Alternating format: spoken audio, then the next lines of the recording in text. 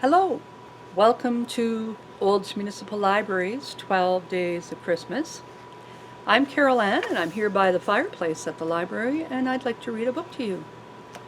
And the book I've chosen is How the Grinch Stole Christmas, a classic by Dr. Seuss.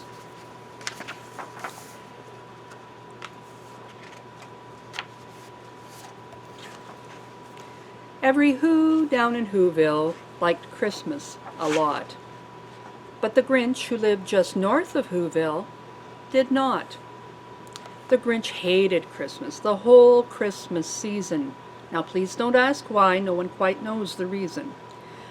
It could be his head wasn't screwed on just right. It could be, perhaps, that his shoes were too tight. But I think that the most likeliest reason of all may have been that his heart was two sizes too small.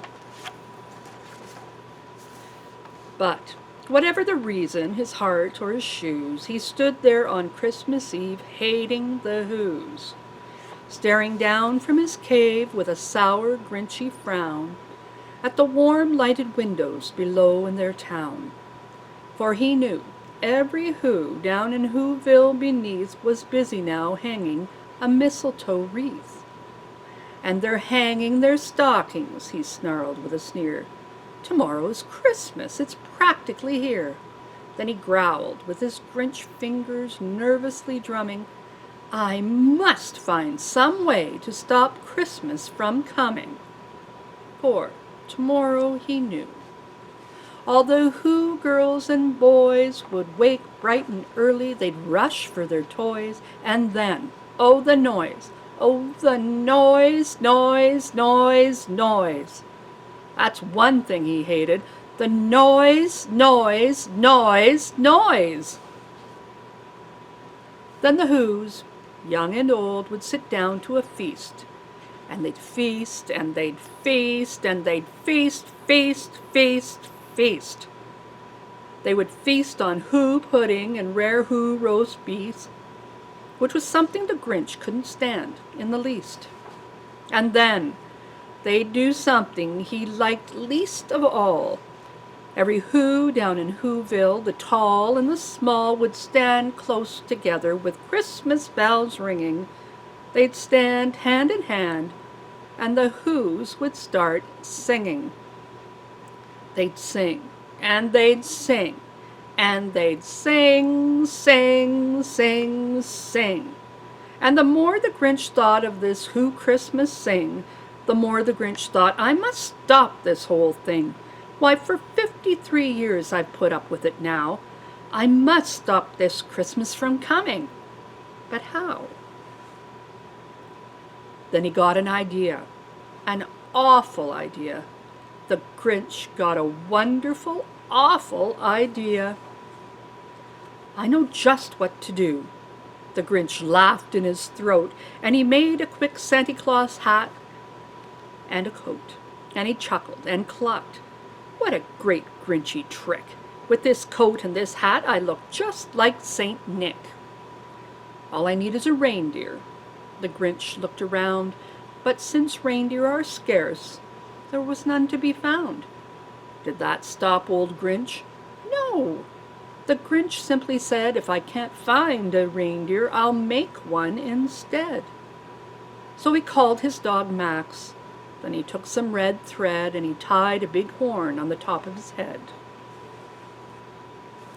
Then he loaded some bags and some old empty sacks on a ramshackle sleigh and he hitched up old Max. Then the Grinch said, get up! And the sleigh started down toward the homes where the Whos lay a snooze in their town. All their windows were dark. Quiet snow filled the air. All the Whos were all dreaming sweet dreams without care. When he came to the first little house on the square. This is stop number 1, old Grinchy Claus hissed, and he climbed to the roof, empty bags in his fist. Then he slid down the chimney, a rather tight pinch, but if Santa could do it, then so could the Grinch. He got stuck only once, for a moment or two, then he stuck his head out of the fireplace flue, where the little Who stockings all hung in a row. "These stockings," he grinned, "are the first things to go." Then he slithered and slunk with a smile most unpleasant around the whole room and took every present. Pop guns and bicycles, roller skates, drums, checkerboards, tricycles, popcorn and plums. And he stuffed them in bags. Then the Grinch very nimbly stuffed all of the bags one by one up the chimbley. Then he slunk to the icebox and he took the Who's feast. He took the Who pudding, he took the roast beast. He cleaned out that icebox as quick as a flash. Why, that Grinch even took their last can of Who hash. Then he stuffed all the food up the chimney with glee. "And now," grinned the Grinch, "I will stuff up the tree." And the Grinch grabbed the tree and he started to shove when he heard a small sound like the coo of a dove. He turned around fast and he saw a small Who, little Cindy Lou Who was not more than 2. The Grinch had been caught by this tiny Who daughter, who got out of bed for a cup of cold water. She stared at the Grinch and said, "Santa Claus, why? Why are you taking our Christmas tree? Why?"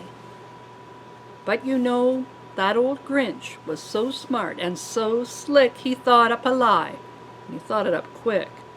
"Why, my sweet little tot," the fake Santa Claus lied, "there's a light on this tree that won't light on one side.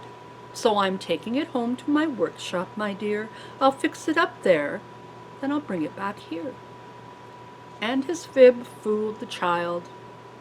Then he patted her head, and he got her a drink, and he sent her to bed.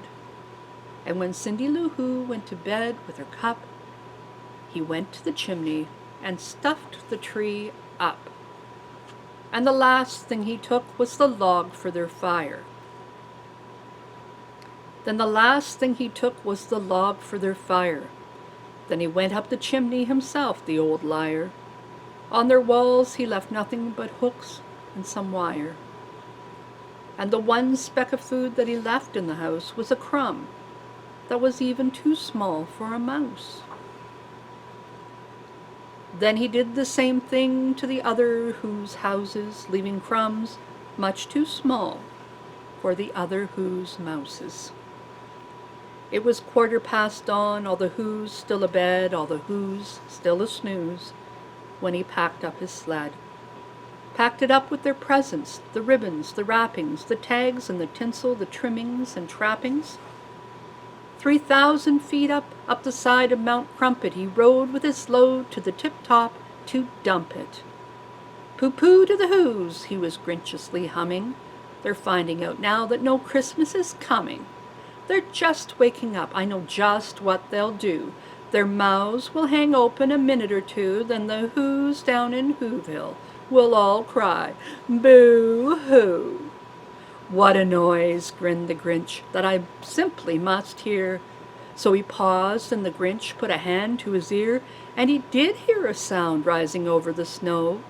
It started in slow, then it started to grow. But the sound wasn't sad. Why, the sound was merry. It couldn't be so, but it was merry. Very. He stared down at Whoville. The Grinch popped his eyes and he shook. What he saw was a shocking surprise. Every Who down in Whoville, the tall and the small, was singing, without any presents at all. He hadn't stopped Christmas from coming. It came. Somehow or other, it came, just the same. And the Grinch, with his Grinch feet ice cold in the snow, stood puzzling and puzzling. How could it be so? It came without ribbons. It came without tags. It came without packages, boxes, or bags. And he puzzled 3 hours till his puzzler was sore. Then the Grinch thought of something he hadn't before. Maybe Christmas, he thought, doesn't come from a store. Maybe Christmas, perhaps, means a little bit more. And what happened then? Well, in Whoville they say that the Grinch's small heart grew 3 sizes that day. And the minute his heart didn't feel quite so tight, he whizzed with his load through the bright morning light. And he brought back the toys and the food for the feast. And he himself, the Grinch, carved the roast beast. Thank you for joining me for How the Grinch Stole Christmas by Dr. Seuss, Christmas classic. Thank you for joining me today on Olds Library's The 12 Days of Christmas. Hope to see you again next time. Bye-bye.